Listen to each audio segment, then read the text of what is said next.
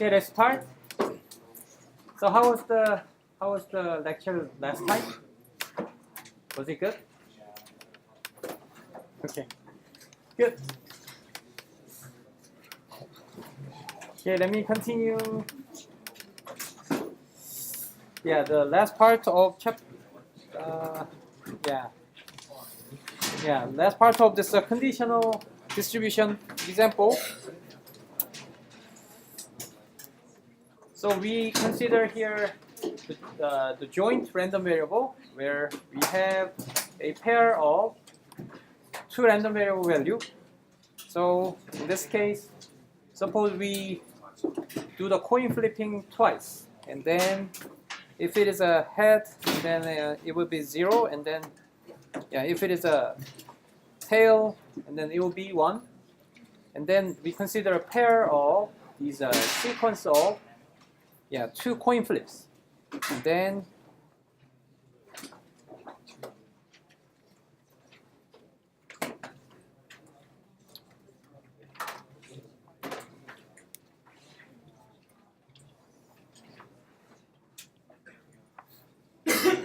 okay, let's think about the first coin is a head, or this is a 1 for the corresponding random variable, or C1 is a tail, no, it's a 0 and 1.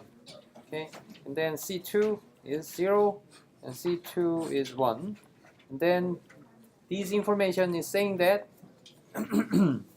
all the cases for every combinations of these two random variable, it should be 0.4 and 0.1, right?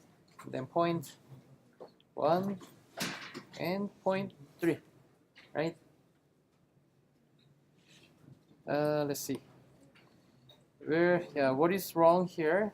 So 0,1, which is 0,1, should be 0.2, right? So these are our joint probability function.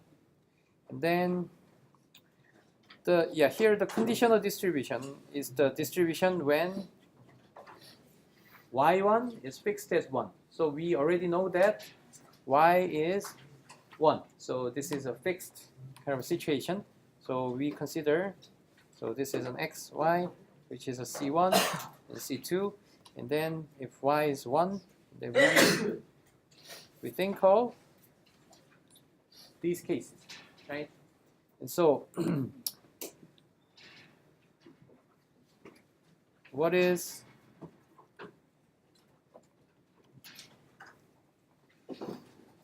so let me change it as x and y, and then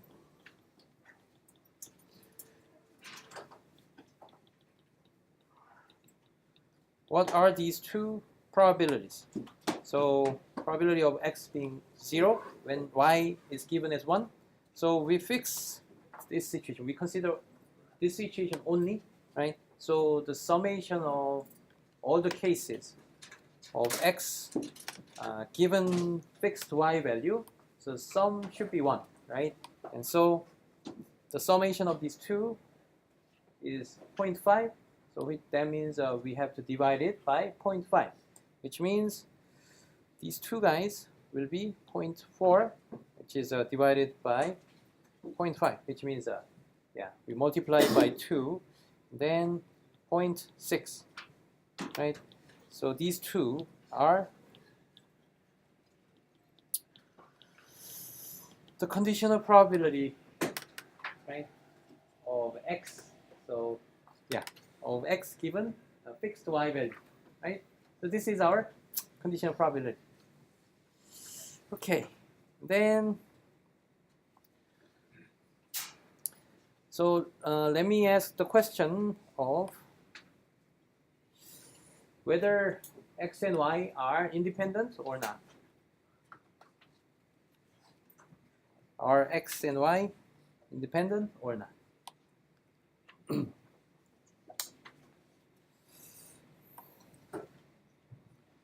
So the independence, as I scribbled here. So P of x should be the same as P of an x given a fixed y value. For example, this guy or this guy, right? And then from here, let's consider let's first compute the P of y. P of an x. So we have x here. So the distribution for x being 0 is 0.6 because we are summing up these two values, and then 0.4, right? And so this is something called a marginal distribution, right? So we considered added all the possible cases of an y, for a fixed value of a 0 for x. So this is the probability of just x being 0 is this, right? Then we sum these two in order to obtain these values, right? So 0.6 versus 0.4 is our marginal distribution, or when considering only the variable x, that is our probability distribution, right? And then what is this distribution that we just obtained? This distribution. So we fixed y, and then those two values were this, right? 0.4 versus 0.6. So clearly those two are different, so they are not linearly independent. And then let's consider this guy. Similar to what we learned in this case. So I guess P of x being 0 when y is fixed at 0, that is 0.2. This is a point. 0.4. We are considering these two cases. So we also divide it by the total probability. So this guy should be 0.8. And then x being 1 when given y as 0, that is 0.2, right? So let's just create some statistically independent case. So what will our probability table be like in this case? So 0.2, 0.3, no, 0.1, then 0.3, then 0.2,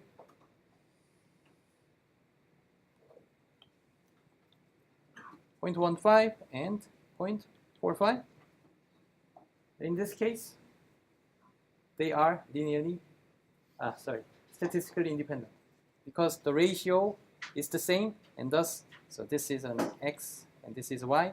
And then the marginal distribution of y is 0.25 and 0.75, right? So it's a 1 to 3, and these ratio will always be the same, right? When y is fixed as a particular value, whether y was 0 or y was 1, or regardless of any y, right? So for all these three cases, they should be the same. I mean, in terms of the ratio. So it means this P of an x is the same as P of x given y being 1. So in this case, we have to normalize it so that their sum should be 1, right? And then this guy is P of an x given y is 0. Okay. And then if the ratio is the same among all the horizontal row, and then in that case the vertical numbers will also have the same ratios in this case. So this ratio is 1 to 1.5, and this also has the same ratio of 1 to 1.5. Okay. Okay, so this kind of ratio, when viewing it horizontally or vertically, those ratios should be the same, and in that case, x and y are linearly independent. Sorry, statistically independent. So I taught too much about linear algebra. But anyways, so let's extend this concept into the continuous case where our random variable x and y are just a continuous values. Okay, so in this case, so I'm just searching for multi.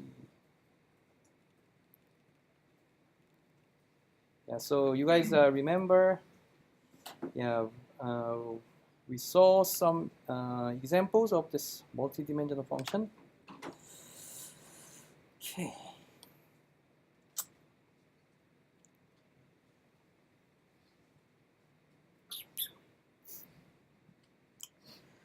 Come on.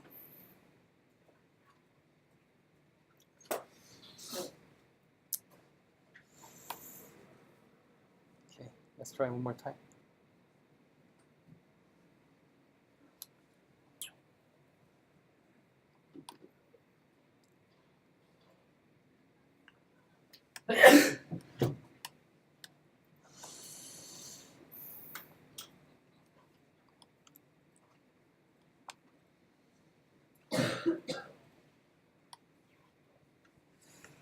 Okay, so while okay, we have one more step.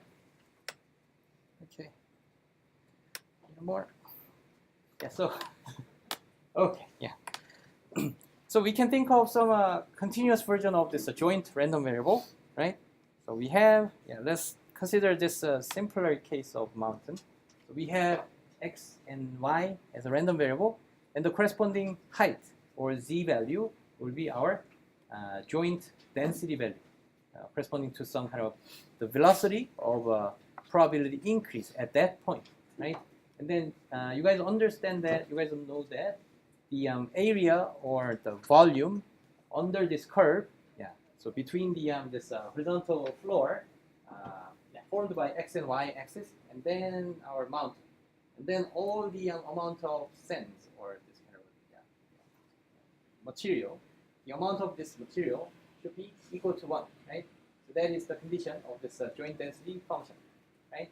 And then, this is a joint density. And then, if we think about all the possible combinations of x and y values, so we have an x here and then y over there, and then we will have some value here. And then this value, you can think of it as, corresponding to one of these values. Okay, so for a particular value, it's just like a particular value in this table. So if we have an infinitely many possible values over x, also infinitely possible many values over y, and then this table will extend, and that table can be represented geometrically by this kind of mountain. Okay. Then, what is the meaning of having the same ratio? So if the two variables are statistically independent, and then I mentioned that the ratios should be the same, right? And that means in this case, so the conditional distribution is when we fix a certain random variable as a particular value. So suppose this is an x, that is y. Then let's fix y first. Then let's pick up the y as maybe 1.5. And then in that case, the conditional distribution over x is something like the shape of this mountain when we cut this mountain along this line. Okay? This line parallel to x-axis when fixing the y value. So we can cut vertically this mountain like this. Then it just passes through this fixed y point. And then when viewing the shape of that mountain from the side, that is our conditional density function. Okay. Then when fixing y value as a different value, for example, when cutting this mountain at this point or this point and so on, all the ratios should be equal to each other. Right? That means that, yeah, in the previous case, we only had the two possible values of an x values, as either 0 or 1. But here in this case, we have an infinitely many x values. So that means yeah, those ratios should all be the same for all the possible x values. So that means when cutting this mountain, the shape of this mountain should all be the same. Should all be the same. But yeah, only up to a constant, which means, so in the previous table, the values themselves were different, right? But the ratios were the same. And that means if you think about the corresponding mountain, and this mountain has some shape, then that mountain has the same shape when just moving this mountain by a constant as a scaling factor. Okay, so yeah, let's imagine the situation of cutting that mountain, and then when cutting the mountain by fixing y as maybe 1, and then suppose that mountain has this kind of shape. And then when cutting the mountain at the point of y being 1, and then that mountain could be something like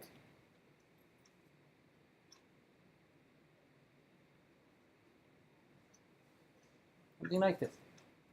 Okay, so that's what I mean by the mountain should be the same up to a scaling factor, the constant scaling factor. Okay, and then let's think about the area under this curve of this particular mountain. So in this case, when just cutting this mountain at a certain point, okay, then let me ask one question. So suppose that mountain was this green line, and then what would be the area under this mountain or under this curve? What would be the total area? Like, yeah, the sand contained under this mountain. Yeah. So should it be 1 or not? Yeah, it will not be 1, okay? But we have to make it as 1, I mean as the sum of all the sands, so that we obtain this p of x given y being 1. So when considering this conditional density function, and then we first chop this mountain, and then bring this shape of this mountain, and then we carefully scale it down or up so that the area of this mountain should be 1. In that case, we obtain this conditional density function, and that is corresponding to what we did in this simple table case. So what we did here is, in this case, the sum of these two probability is 0.6. And so we divide it by 0.6 and 0.6. Yeah, those two values, right? So in that case, if we add them up, then the sum of these two probability values will be 1. So that's how we obtain this conditional density distribution function when y is fixed as 1. Okay, so yeah, that is like moving this mountain globally, like by using a constant. Yeah, so that the area under this curve should be 1. Okay, and then in this case of mountain, if the two random variables are linearly statistically independent, when chopping this mountain at any different point, the mountain should have the same shape. But in this case, clearly this mountain doesn't seem to be having the same shape. So cutting here, then it's more like a flat. Then cutting here, then it's like having a clear peak at around this point. Right? So these lines are like cutting lines, because these are parallel to x-axis, and these lines are parallel to y-axis. in this case, it's not a linear statistically independent case. Okay, and then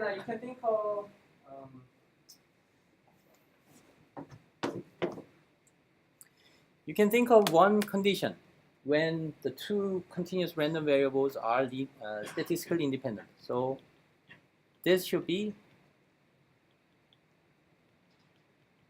decomposed into these, right? So if we can satisfy this, then yeah, that's when those two random variables x and y are statistically independent. So suppose we have, so let me see if we have statistically independent case. Unfortunately, there aren't, statistically independent case, but yeah. So we can think of some kind of universal or common shape of the mountain. So we have a single shape of the mountain that is just variable. That shape is changing up to a constant. We're moving x-axis. Right? So in that case, we can bring that common shape of the mountain along the x-axis. Okay? So that is our marginal distribution. Okay? That distribution is just when scanning through the y-axis, that mountain is just goes up or down. That's always exactly the same as the shape of the mountain when coming to a particular value of y. Okay? So that is also should be satisfied when doing this kind of thing along the x-axis. So when fixing x, okay, then we have a common template for f of y. Okay, that is marginal distribution. And that marginal distribution is just a scale up or down. And, that will be our the shape of this mountain when cutting it at a particular x value. Okay. So that is kind of geometric kind of understanding about this statistical independence. And also that boils down to this fact of having the same kind of ratio between all these entities, probability entities. And yeah. Okay, yeah. In the case of continuous random variable, we divide the total sum of that amount so that the area under this curve should be 1. Any questions so far?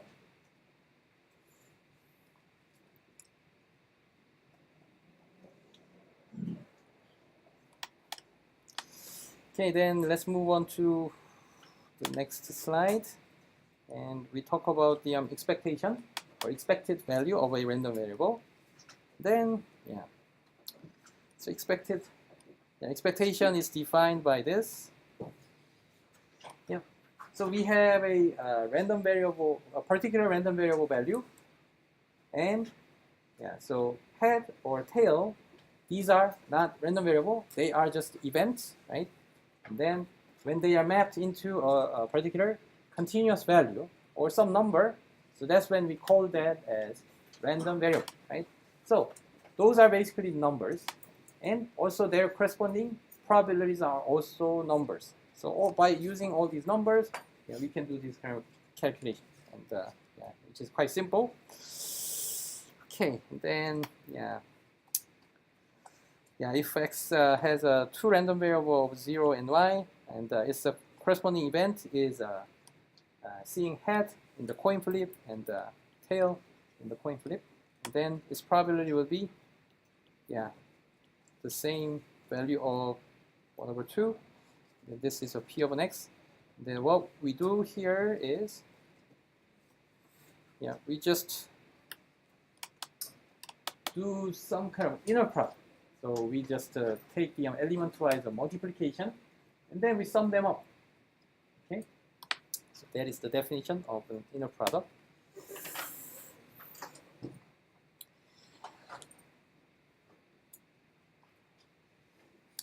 And then when rolling a dice, I'm not sure why it is written as a die, but we consider dice having the value of 1 through 6. And then all the probability is the same of 1 over 6. And then yeah, the expectation is computed by this. Okay, then yeah, there is a special random variable that we can consider. So let's consider a special random variable. Okay, and that random variable is 1 only when the corresponding event actually happened. And if that event didn't happen, yeah, that random variable is all 0. So let's consider this special kind of random, but quite simple random variable. Okay, in that case, yeah, we compute this expectation, and that ends up with the probability of this event happening in this case, right? So the probability value itself can be represented by this expectation value, expectation of a particular random variable. Okay. And then in the case of a continuous one, yeah, we do this kind of inner product thing when we have possible x values as 0.01, 0.02, and things like that, and then we consider the probability value of p of x. But since these values are all continuous or infinitely many numbers, and then those values will become the density value, then the sum of these multiplications of these infinite numbers, that will be represented as this integral. Okay, then when our probability density function is defined by this, then we can compute its inner product using this form. So it means we don't know the corresponding event of a particular value of an x. So when x is maybe 0, then what is the corresponding event? Yeah, we do not know about it, but somehow we have this kind of random variable that ranges from 0 to 1.5, and their associated probability is all the same as this value, 1 over 1.5.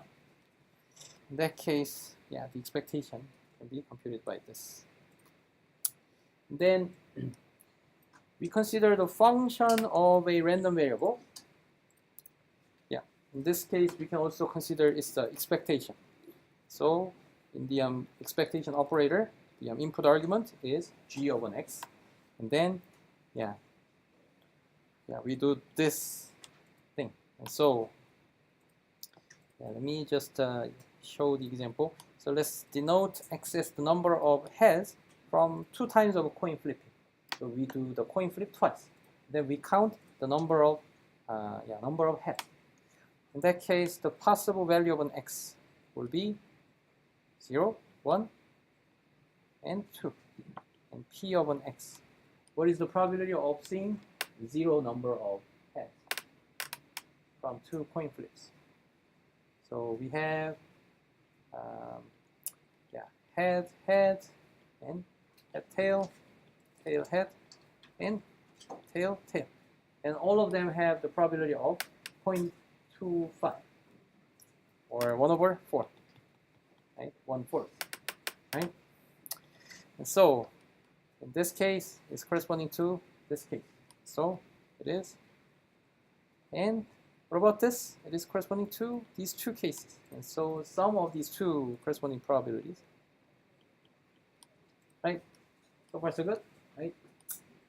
Okay, and then so let's first compute this expectation of an x then.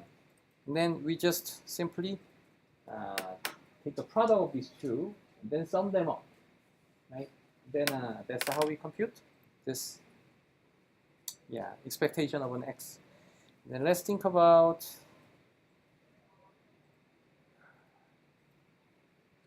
okay.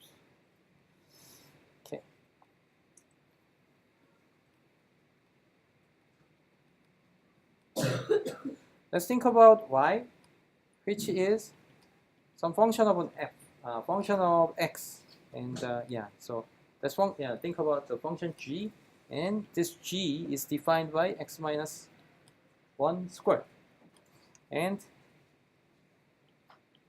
what is g of an x, which is y.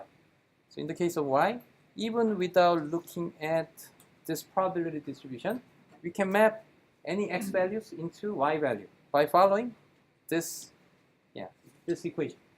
So when 0, what is the probability of y? What is the value of y? It's 1, right? And then it's 0 and 1, right? And then, now we do, in order to compute the expectation of g of an x, we just, do the same thing of, multiplying the pair of those corresponding values and then sum them up. So that way we can understand this. So instead of an x value, we replace that x value with its function output, and then just multiply it with its corresponding probability value, and then just sum them up. Okay, so next thing is some remarks or some other kind of interpretation or perspective of understanding this expectation. So that expectation, this expectation can be viewed as weighted average. So what is the weighted average? So let's think about these 2 points. So I'm going to give you like two values of 3 and 7. So we have 0 somewhere here, and then I gave you 2 values. And then what is the internal point that has the ratio of the distance between these two as 2 and 3. Okay. So in this case, how do we compute the corresponding value? So in this case, 7 times 2 or 3 times 3 and plus 7 times 2 and then 2 plus 3. So that's how we compute this interpolation between these 2 points. Or what is it called in Korean? 네? 내분점이라고 그러죠, 내분점. So this 내분점 or interpolation or this interpolated point is actually the same as the probability, the expectation of some random variable. So in this case, we assign this random variable value as the probability of 7 over 3. Right? So in this case, let's rewrite this by 5 over 3. So 3 over 5 plus 7 times 2 over 5. Right? So from this equation of interpolated point, it can be written by this, where we have those 2 given points and then some weight values associated with each point. And then we compute this weighted average between these 2 values. Okay, so geometrically, it has this kind of meaning. So when this guy has more probability, and then the weighted average or this interpolated point will be closer to this point of 3 that has more higher probability, right? So this is actually the same as the case of random variable x having the 2 possible values of 3 and 7, and its corresponding probability will be this. Okay, and also in the case of an interpolation, those 2 values will always add up to 1. So their summation will always be 1. Okay?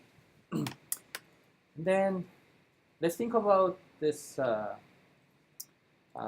joint random variable. And so we have a pair of random variable, x comma y. And let's just think about this a simple case where x comma y is, the possible value of an x comma y are only the 3 points of 1 comma 1 and 2 comma 4 and maybe 5 comma 2. And then let's think about the associated probability of x comma y being that particular pair of values. Then this guy is 0.2, 0.3, and 0.5, for example. So this is one example. And in that case, we can interpret the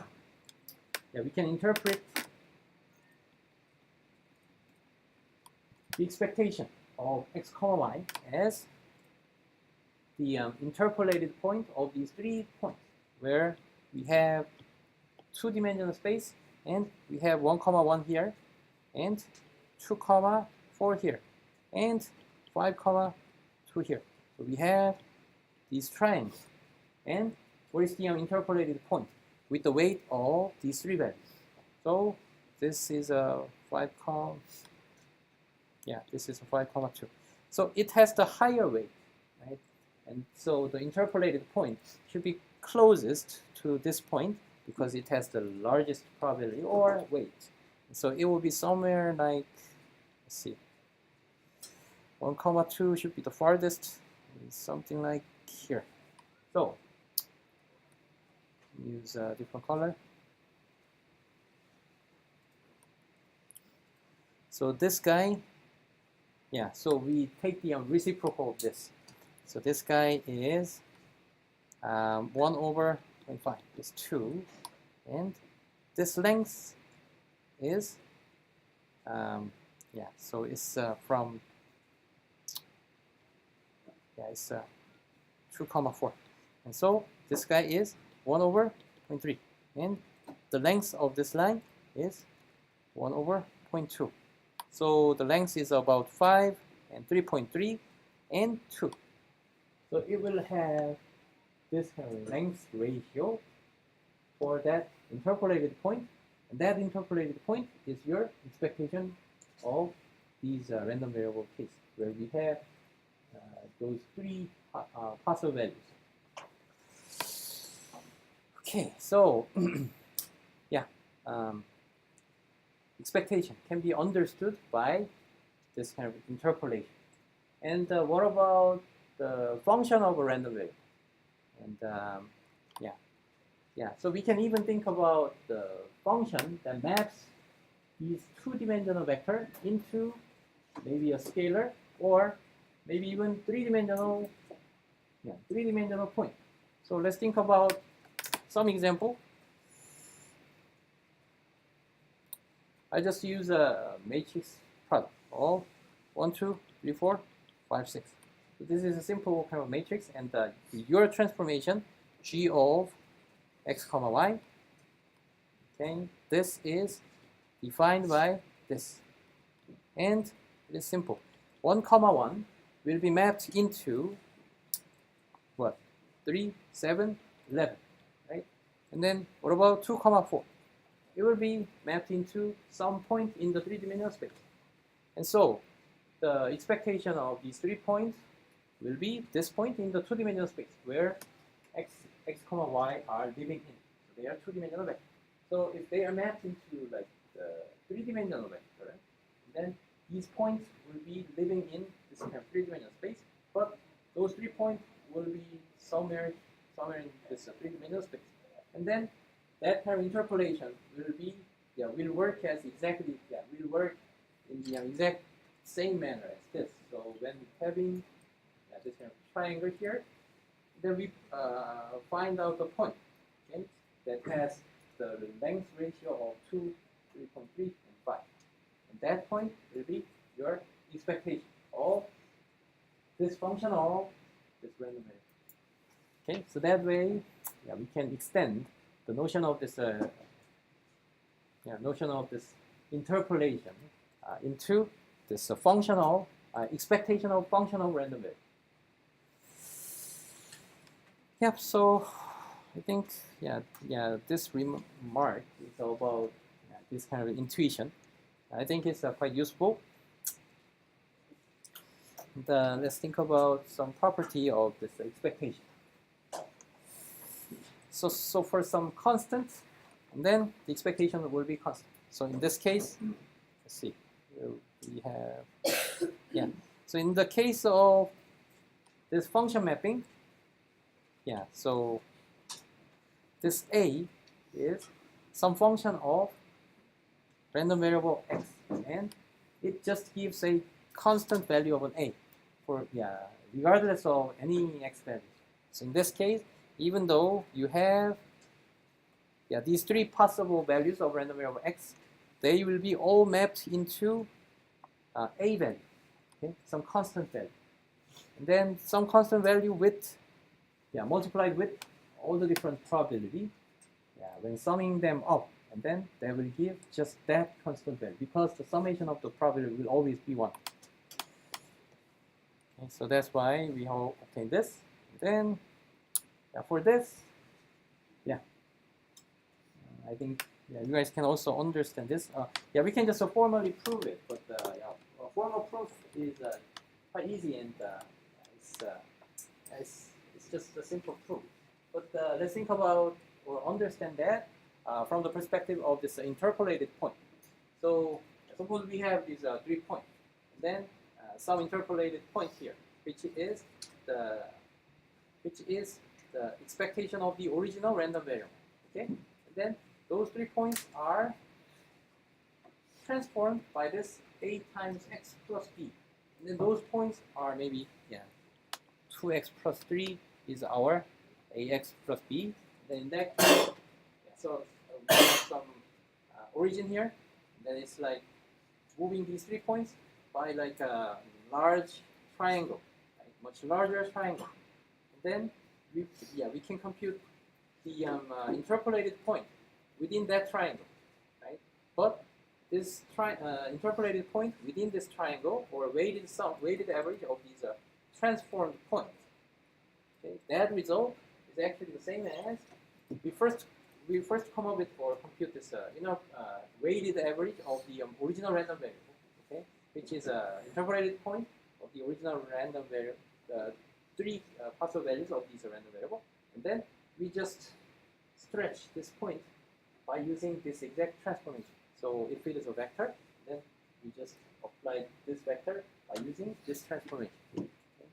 So in that case, we don't actually need to compute the weighted average of the transformed point. We just obtain the expectation of E of an x, and then we just simply transform this single point into some other point, and that will be your expectation of this. Okay, then when involving the 2 random variable, then they can be also decomposed into this one. And then here we see some momentum here. So let's view the expectation of the random variable as some function of a random variable. So what I mean is, so we have x here, and so let's just think about the simple transformation of just giving the same input into our output. So in this case, g of an x is what? G of an x is just x, right? So this can also be viewed as the function of a random expectation of a function of random variable. So the expectation of random variable, or the expectation of this random variable x, can be viewed as expectation of this special function. Okay, this special function of a random variable. Okay, it's a quite easy thing. And then let's just relax or extend this function of random variable by just changing the degree in this polynomial. Okay, so the original expectation of random variable x was when using this function of random variable. But what about this guy? Or what about this guy? And then what would be their corresponding expectation value of these functions? So these are called a momentum. So this one is first order momentum. This is called second order momentum because we used the squared value of an x. So that way we call it as a second order momentum, and third order or nth order momentum. Okay. So in that case, we can also view it from this weighted average or interpolated point. So we have like these 3 points. Then the length of this point was just only 1. And then if it is squared, it will be just stay the same point. And then the other point had the length of 2. And then this length will be doubled. And the other length of the other vector was 5. And then 5 will also be squared. So the length of this vector will be 25. So this triangle, even though it was a small, it will be really exaggerated triangle.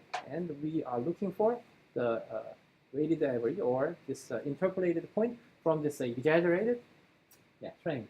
So that's the meaning of this momentum.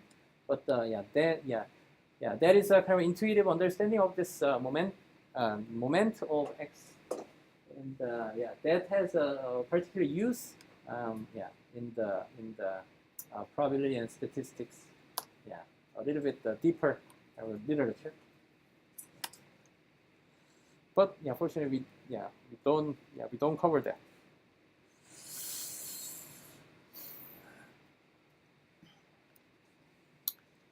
Okay, then we can think of the expectation of sums of random variables. So we originally consider the joint random variable where x and y are has the form of this pair. Okay, in this case, given this pair, we can think of some function that maps this pair of random variable into some other value, and that can be like a vector or a scalar and so on. But in this case, we consider only the scalar one. So this function g is taking the input as the two-dimensional vector, and then giving the output as a scalar value. And that scalar value will have some value, and then we also multiply it by its corresponding probability value. And that's the definition of this expectation of sums of random variable, or the function of joint random variable. And if this function is defined by just the sum of these two random variables, x plus y, then we can plug this in to here. Okay, and then we can actually rewrite it by this form, because the integral is actually just a continuous version of the summation. Okay, and then summation can be like divided, right, when we have this plus sign. So it's distributed by this, and then this summation can be applied into each of these two components, and we have this. And then here, we multiply the value x. We don't consider y value. We regardless of any y value, but depending on a particular y value, we will have a particular density value, because our random variable is originally this joint random variable, and thus its associated probability density function will also be like a two-dimensional function. Right? So we have to give a particular y value in order to obtain its density value. Okay, so it has a double integral here, and so in this case,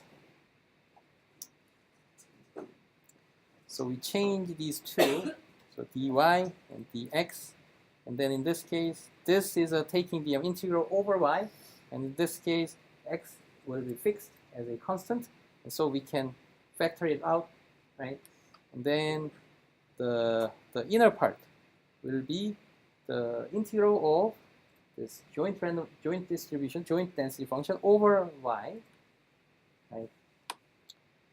Okay, so that will be this guy will be the marginal distribution of f of an x. Okay. So it's like we consider a fixed x, right? And that's why we took it out of this integral. So x is fixed. Then we consider all the y values and then sum over all these possible y values for this f x of an y, and then it will give our marginal distribution of p of an x. So this is actually the same as just summing up. So when x is fixed at 0, and then we sum over all the possible y values, and then sum these probability values up. And then it is corresponding to just adding all these values in order to obtain this value.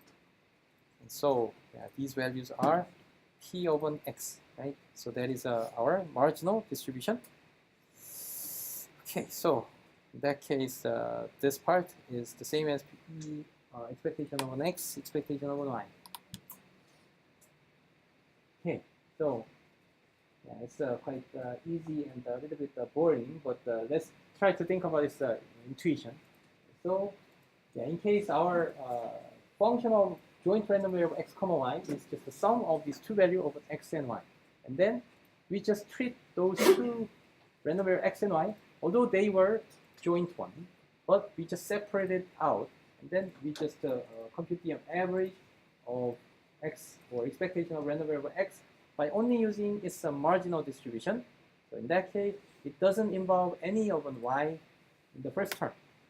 Okay, so we just compute this expectation of x and y separately, and then add them together in order to obtain this.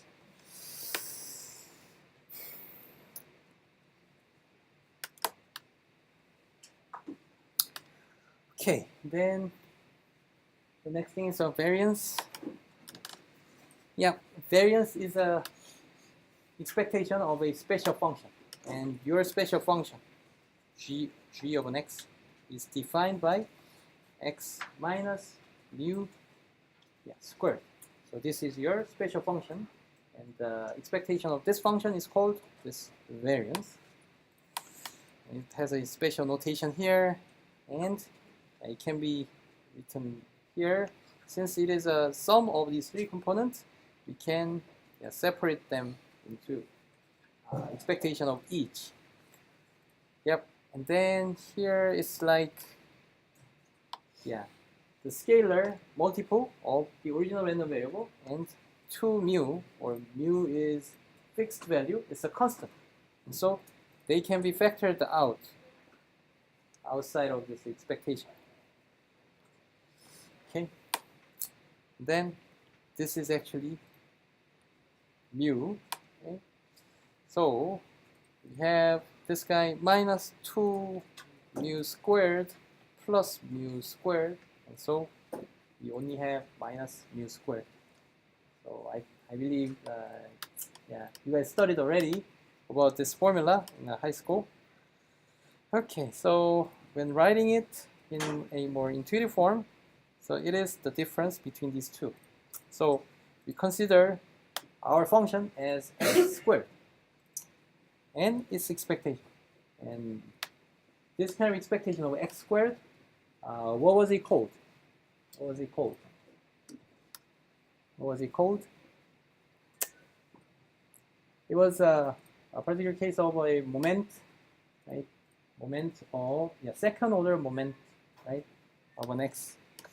Okay, so we just take the square of an x and then take the average of it.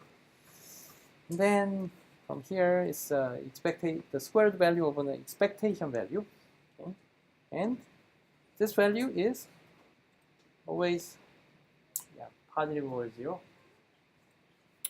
So you can also prove it easily. Okay, and in the case of a dice case where we have 6 possible values of 1 through 6, and then each associated probability will be all 1 over 6.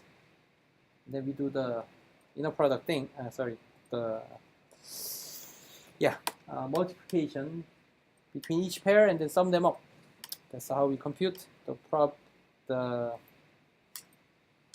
how to compute the expectation of x. That is an expectation of an x, but we consider 1 and 2 squared and 3 squared, 3 squared, 4 squared, and so on. And then we multiply these probability, and that will be our second order moment, right? And then if we computed this value, then it's subtracted with this squared original expectation of an x. That's how we obtain this variance of an x.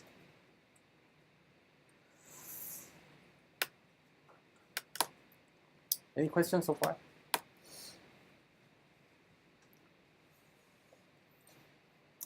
Okay, then let's think about a new function of g of an x defined by a times x plus b. In this case, so we are just adding a constant b, and then we scale the original random variable x by a certain amount of a, right? So for example, the 2x plus 3, and then if we had 1 through 6 as our possible random variable value, and then it's like 5 and 2 will be mapped into 13. Is it right? No. 7, right? So that way we can map or transform the original random variable value into some other values by using this transformation. And then what about the variance of this transformed value or the function of this random variable? In this case, this guy, b, or your constant value, will not affect the variance because it's just moving all the values in parallel. So it doesn't change the interval or the gap between those values. But this a will increase or decrease your variance value, right? So if a is 2, and then the gap between these two values were only 1, but the gap between these two will be increased by 2, right? So that's the main factor that makes the variance larger. And since we are considering like x minus mu squared, so this scaling factor a will also be squared. Okay. And then what about this minus 2x minus 1, for example? In this case, we will also enlarge or increase the variance by minus 2 squared, which means 4 times the original variance. Yep, and then we can prove it easily.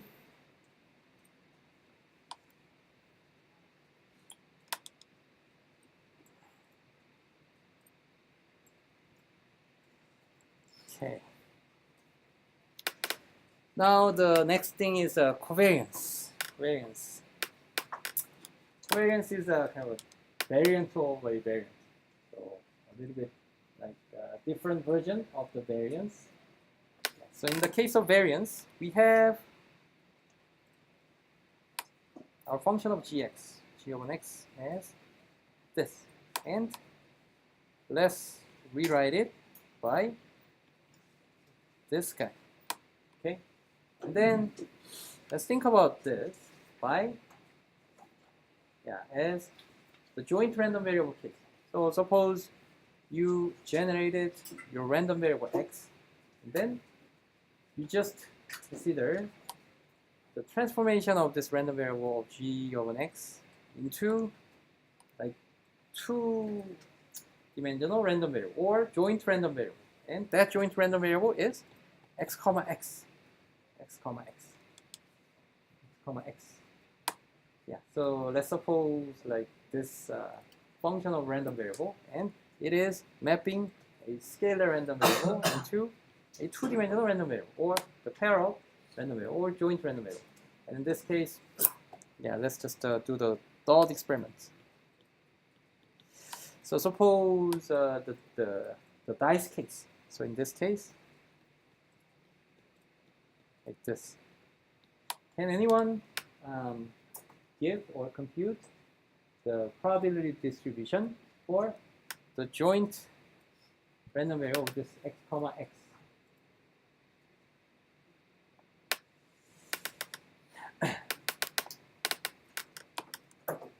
So let me ask one thing. What is the probability of x comma x is 1 comma 1? What is the probability of this guy, or g of an x being 1 comma 1? So here we consider this g. What is the probability? 뭐라고요? 네? 36분의 36분. Anyone else having a different answer? 6분의 1 over 36. Yeah, let's do both. Or 1 over 6. 1 over 6. Or, yeah, again, 1 over 36. So it is actually 1 over 6. So let's think about y. And, yeah, so it's a function of random variable. So the real random variable is x, right? And let's think about the associated event that generates this function value, okay? And then this is corresponding to, yeah, so this is g of an x.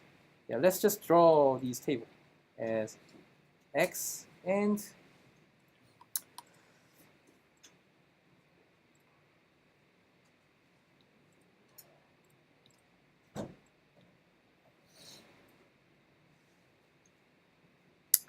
g of an x.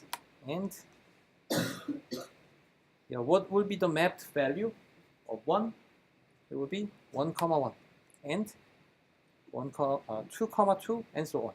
And yeah, so what is the probability associated with this function of the random variable value? It is still 1 over 6, right? And then what about the other cases? Where is the 1, 2? Where is 1, 2? So we can, yeah, it is not possible, or it is impossible to observe such kind of value or such kind of combination of 1, 2, because that is just a restricted as the function value that we of the function that we define here, right? So in this case, even though, yeah, we can naturally think about, okay, what about 1, 2, 1, 3, or 2, 2, 6, and so on. All these cases will have 0 probability, okay, associated with it. And then what about the joint distribution case? So in this case, so it can be written by, yeah, let's do some geometric kind of thing. So it can be written by this kind of probability distribution function, right? And then we now have the joint one, x, x. So the first one and the second one. And then now let's consider this paired or joint random variable, which is a function of the original random variable. So in that case, what is the probability table? Okay, so the probability table. So it is 1, 2, 3, 4, 5, 6. 1, 2, 3, 4, 5, 6. So we have these two-dimensional table, but the probability will be filled up in this form. 1 over 6, 1 over 6, 1 over 6, and so on. And all zeros, right? In this case, let's think about it in a geometric way. So we had like a little bit of a complex shaped mountain. In this case, it's a discrete one. So, but still, we can think about like a two-dimensional bar graph. Something like this. So,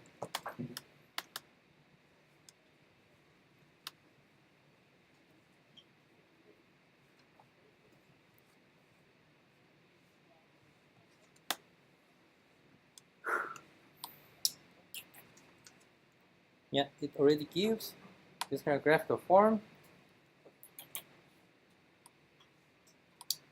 Okay, let's think about this case. So, yeah, similar to our complex shaped mountain, where we had a continuous random variable for each of x and y in our joint random variable. If it is a discrete one, but still they are joint one, which is composed of an x and y. And in that case, we have a discrete value of 1, 1, 2, 3, 4, 5, 6, and 1, 2, 3, 4, 5, 6. And then we can still think about the mountain where we have this kind of bar graph. So the bar, the height of this bar represents the probability value. Okay? In this case, yeah, it's like a kind of 3D version of this probability table. So in that case, if we flip this, then we think about, we build up some bar corresponding to the height. Then it's like the same bar height of 1 over 6, which is a position or place along the diagonal, and all the other parts will be 0. So still, that is a particular shape of a discrete version of two-dimensional mountain. so that is that was that. And so yeah, although it looks a little bit silly, but we can still think about that random variable or the function of a random variable. And in this case, let's think about the real paired random variable or real joint random variable where we have So in this case, if we view this kind of variance, and then we can bring this x here and here. And what if we handle, or what if we really have a real paired random variable of x comma y?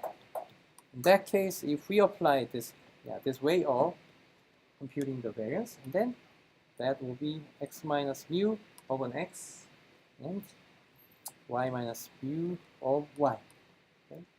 So we can think about the expectation of this value. That expectation is called a covariance. And that covariance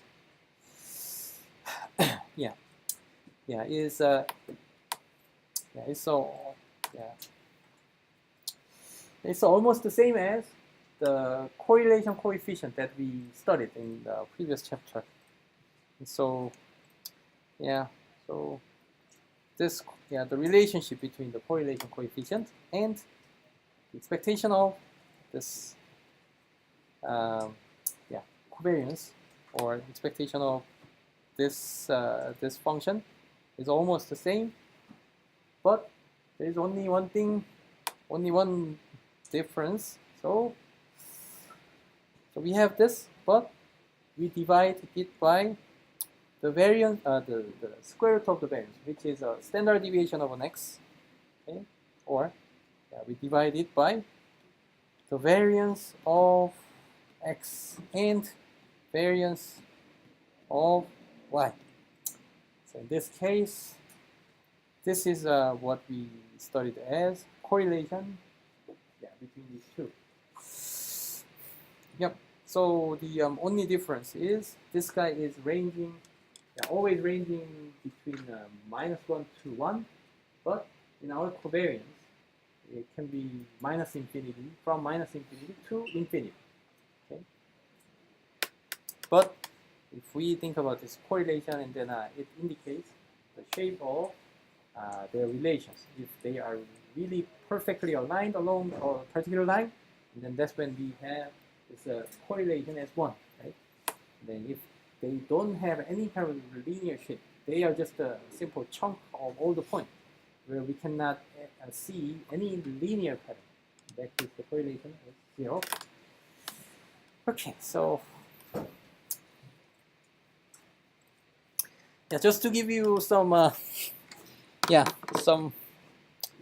to give you some fun, this kind of correlation or covariance is actually the main information that we used in this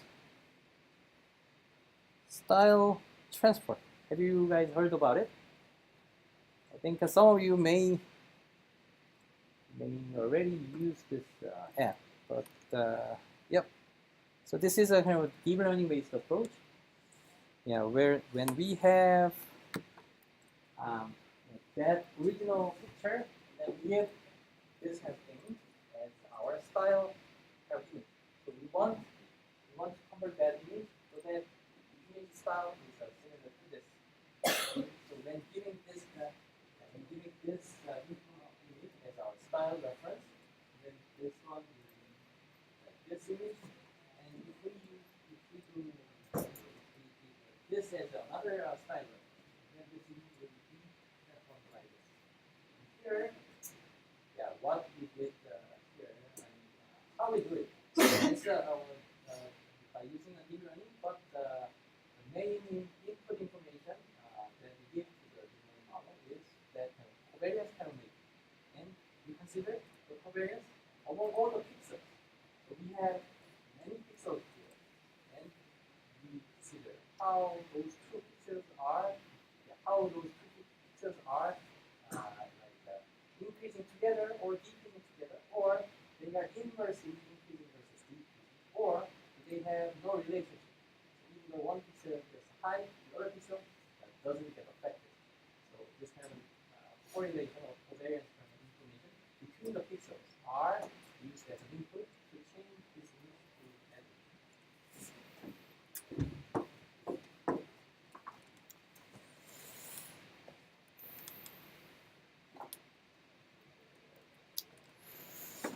Okay, and there are some other derivations of some useful properties. In the case of covariance, similar to variance, which is decomposed by this thing. So we can kind of have some analogous derivation of this covariance by this. So yeah. So if you think of this a silly case, okay, in silly case, we are using x 2 times, x twice in the place of an x and y.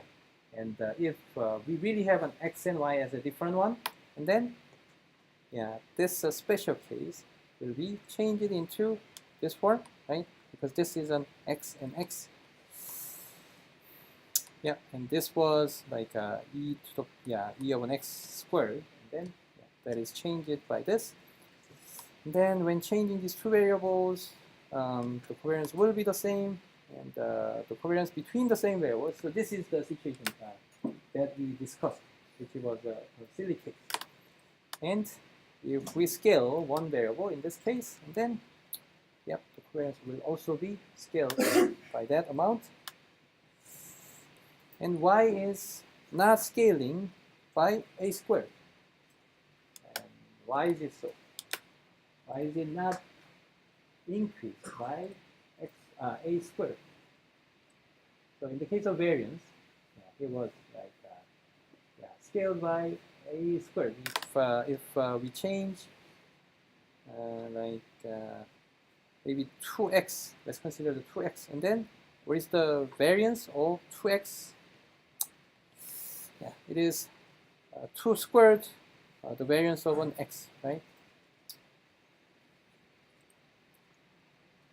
Yep, so in this case, this guy can be viewed as the silly transformation of like 2x, comma 2x. When viewing it as covariance, right? It is the same, right? So it means that we scaled 2 with the both variables of an x and y. But if we scaled only one part, that's when we just have a linear covariance value. If we consider the summation of the two random variable and another random variable, and then the covariance can be decomposed into these two. Then what about this? Let's think about this case. Can we decompose it with maybe cov x1, y1 plus cov x1, y2, and 2 other combinations? Would it be true or not?